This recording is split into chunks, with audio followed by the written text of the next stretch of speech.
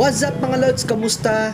For today's video, tara samahan nyo ako dito magpakabit ng shop sa isa sa kilala dito na shop dito sa Santa Maria, Bulacan, ang Nads Type Art Motor Accessories. Halos lahat ng kailangan yung motor dito, kompleto yan. Meron silang shocks, mugs, pulley set, panggilid, gulong.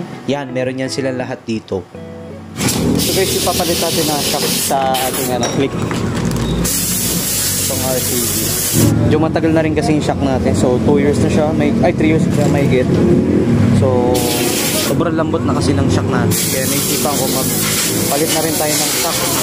And deserve naman yung Sonic ng bagong pyesa. Dahil araw-araw natin siyang ginagamit. Habang binabakla si Kuya yung motor, may napansin ako kay Sonic at ito yon. Ayan o. Grabe ginawa ng pusa sa seat cover natin. Ayan. Paspat sa IPH. Tagal na yun guys, ilang years na yan. Ito na ngayon yung seat cover. Nagadadali natin yung labas-bas. Binabaklasan ni Kuya yung ating mga fairings para may kabit na yung bagong shock ni Sonic. Ayan, may mga swing arm din sila dito.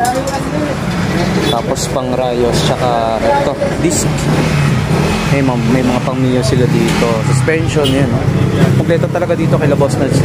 Ayun, may-ari guys, si Boss Nads. Shoutout boss, thank you so much boss.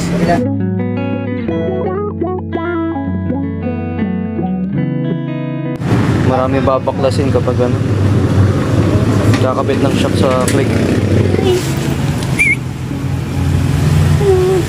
Kit ng mga aso nila. Gusto ko tuloy si Esang. May ganito kaming aso, choco liver naman. Ito naman lang. Ayan, marami silang parts dito guys. Mapablock meron sila. Mga pulley set, mga langis. Ayan, mugs, shocks meron sila dito. Kaya Boss Nads. Ayan o, TRC o. Bagong deliver. Ayan o. Marami mga parts dito. Mga parts sa motor. Mga scooters.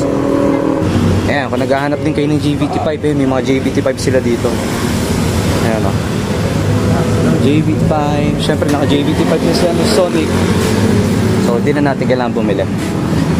Magkaunti natin upgrade itong si Sonic. So, syempre, shock muna. Ayan. Yung RCB. RCB shock. Ayan. Hey, RCB. Naikabit na pala, guys. Okay na. Bilis lang ni Kuya gumawa. Nakabit na yung RCB shock natin. Bilis lang. Nakakabit na kagad. Ito yung stock. Ibenta na lang natin itong stock.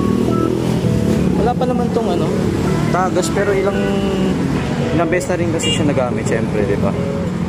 Deserve din naman ni Sonic ng bagong shock para masubukan natin yung RCB shock o shock na aftermarket.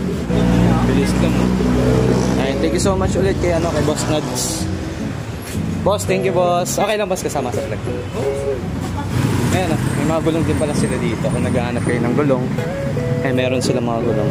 Eurogrip, Bis, Maxxis, Pirelli. Ayan mga yan. Tapos, syempre, yung mga langis yan sa loob. So, dito lang yan sa may Santa Maria, Bulacan guys. Dulong Bayan. Ito yung Wheeltech. Ginagawa kasi Wheeltech dito. Inihaw. So, ito, going to Guyong dito. Going to Patag. Ayan, dito lang yan guys. Sa may Nads. Ayan, Type Parts and Motorcycle Accessories. Ayan, tapos na agad si Sonic. Ilang minutes pa lang. Nakakabit na yung shock natin. Ayan, tapos na. So, kung naghahanap kayo ng mga ganitong parts, kayo na bahala pumunta sa shop ni Boss Nads.